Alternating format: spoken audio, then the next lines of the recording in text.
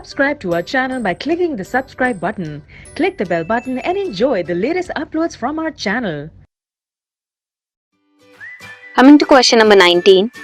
A person enters a museum and observe the animal specimens. Enter किया museum में और animal specimen को observe किया. He looks at the one marked salamander and calls it a lizard.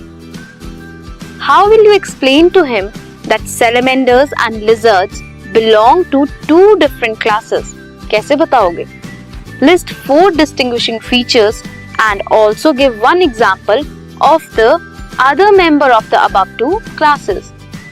चलो सबसे पहले differences देखते हैं.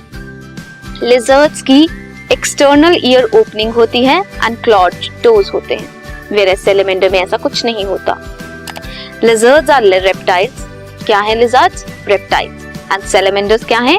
Amphibians हैं. Covered in dry scales or scutes. Lizard. And salamander की skin moist होती है. Lizard eggs have shell. Whereas salamanders are eggs जो हैं उनके they are without shells.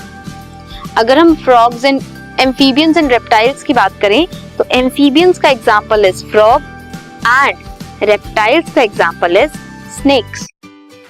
So ये है differences between lizard and salamander, जिनमें क्या क्या देखा हमने.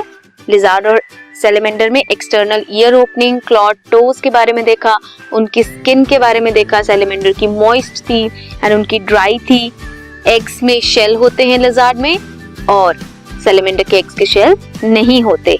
lizards reptiles and salamander amphibians हैं.